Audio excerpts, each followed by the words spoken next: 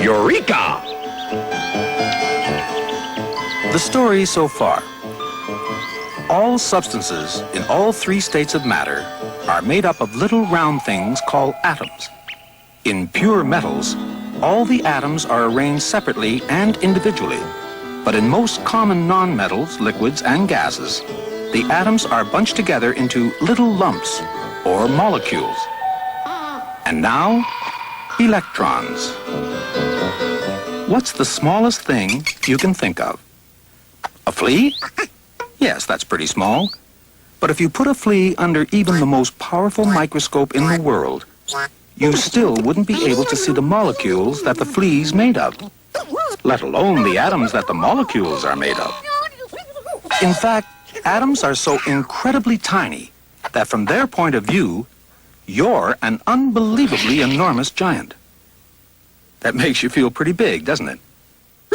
But if you look up at the night sky, you'll see that there are thousands of other worlds up there. From your point of view, they're no bigger than tiny pinheads. But from the point of view of someone on one of those other worlds,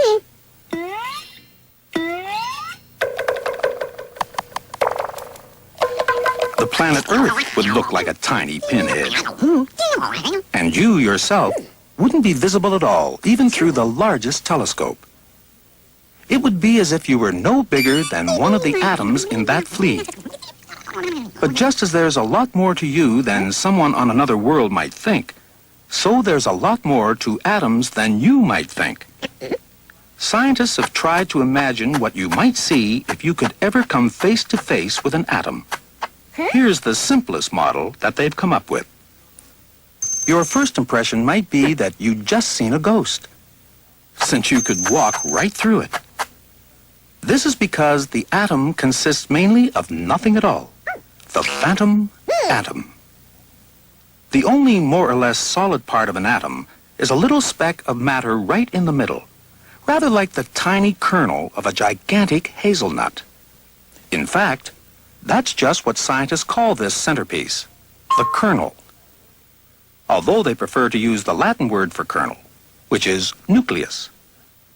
The rest of the atom is really nothing but a few other tiny specks of matter whizzing round and round. These are called electrons. And they're zipping around so fast that they appear to form the layers of a sort of shell round the nucleus.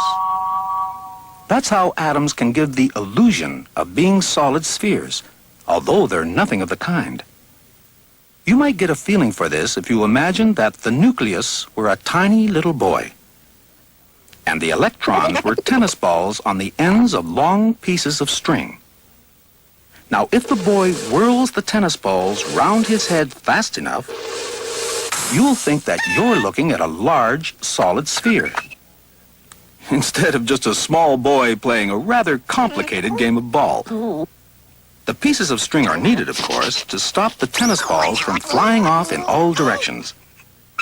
In the same way, the nucleus of the atom needs its own pieces of string to stop the electrons from flying off in all directions. Only in the case of atoms, the string is a force of attraction pulling each electron towards the nucleus. Some atoms have many layers of electrons. Other atoms are very simple and have only one electron layer. But however many layers of electrons atoms may have, they all consist largely of emptiness. So if ever you're walking along the street, not looking where you're going, and think of it this way. That lamppost is only a lot of molecules, which are only a lot of atoms, which are only a lot of almost nothing at all. So what are you complaining about?